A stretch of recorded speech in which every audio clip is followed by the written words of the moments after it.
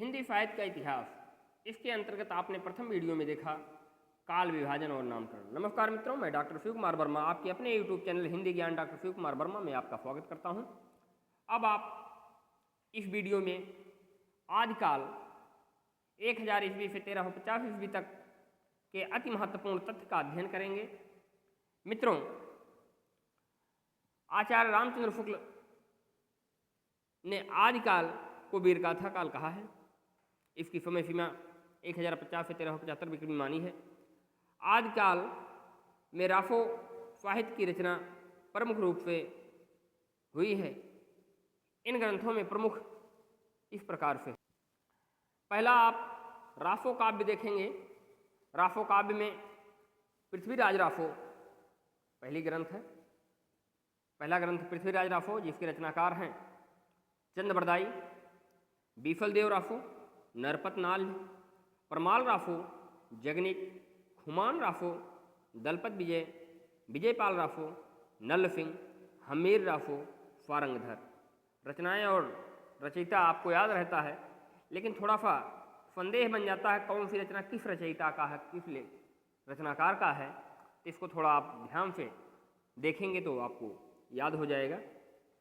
अब आप रास काव्य जैन साहित्य की रचनाओं पर ध्यान दें। भरतेश्वर बाहुबली रास सालभद्र सूर्य की रचना है। बुद्धिरास, यह रचना भी सालभद्र सूर्य की है। चंदनवाला रास आशोक की रचना है। जीवदया रास आशोक की रचना है।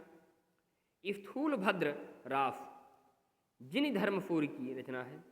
रयवंत गिरिरास विजय सेन सूर्य की रचना है। नेमिनाथ रास सुमति गुड़ी की रचना है। कच्छुली रास प्रज्ञा तिलक की रचना है। जिन पद्म सूर्य रास सारमूर्त की रचना है। गौतम स्वामी रास उदयवंत की रचना है। पंच पांडव चरित रास सालभद्र सूर्य की रचना है। मित्रों, इन पुस्तकों के अतिरिक्त इस काल में, इस समय में कुछ अन्य पुस्तकों की भी रचनाएं हुई हैं, जो आपकी स्क्रीन पर इस प्रकार से है। इसे आप देख लें। जयचंद्र प्रकाश केदार भट्ट की रचना है। जय मयंक जस चंद्रिका मधुकर कवि की रचना है।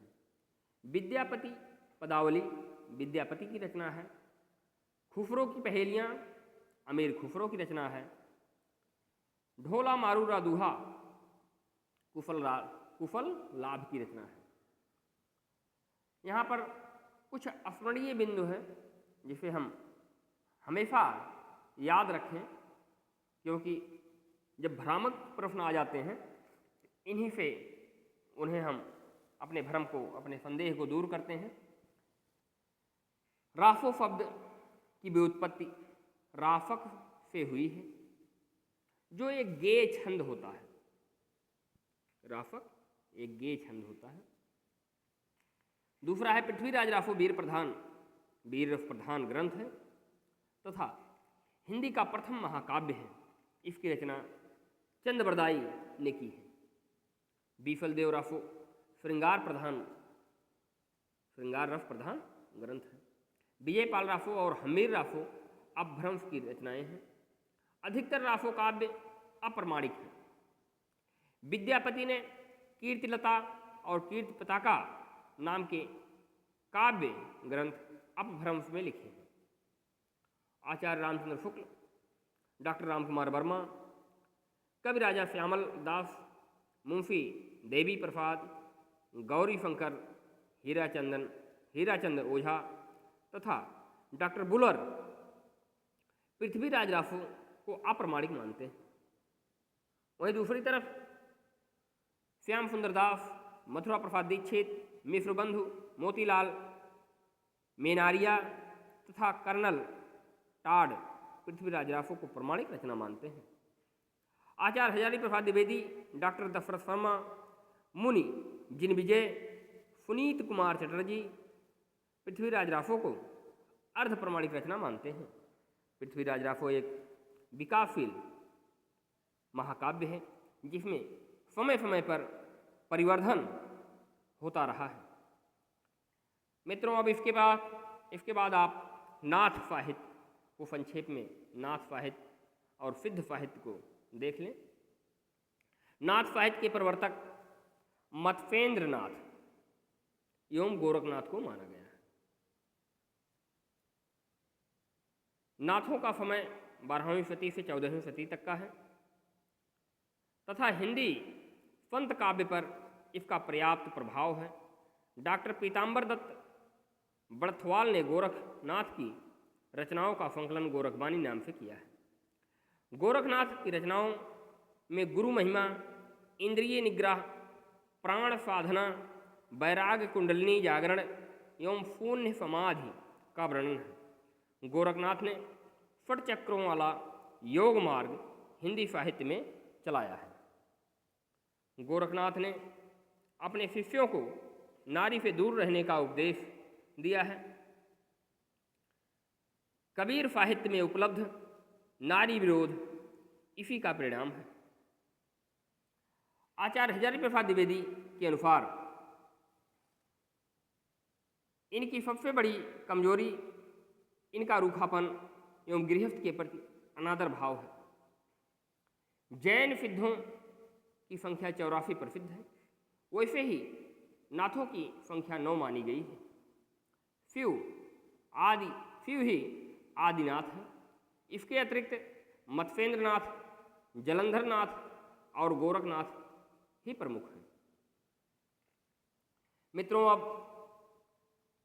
सिद्ध साहित्य आप देखें। बौद्ध धर्म की 2 शाखाएं थी, हीनयान और वज्रयान। वज्रयान को ही सिद्ध कहा गया है। राहुल संस्कृत्यायन ने सिद्धों की संख्या 84 बताई है। ये लोग अपने नाम के पीछे पा जोड़ते थे, जैसे फरहपा, लुईपा, फब्रपा, डोम्बिपा आदि। 7वीं 8वीं सदी में सिद्धों का समय माना जाता है। कुछ प्रमुख सिद्ध और उनकी रचनाएं या कृतियां इस प्रकार हैं। फरहपा दोहा कोश 769 ईस्वी, इन्हें फरहपाद भी कहा जाता है। इनकी 32 रचनाओं का उल्लेख मिलता है। फब्रपा चर्यापद 780 ईस्वी में। लुईपा फब्रपा के शिष्य हैं, रचना का उल्लेख नहीं मिलता। डोम्बिपा विरूपा के शिष्य हैं, 840 ईस्वी। डोम्ब गीत क्या इनकी रचना है। कर्णहपा 74 ग्रंथों की रचयिता हैं, 820 ईस्वी।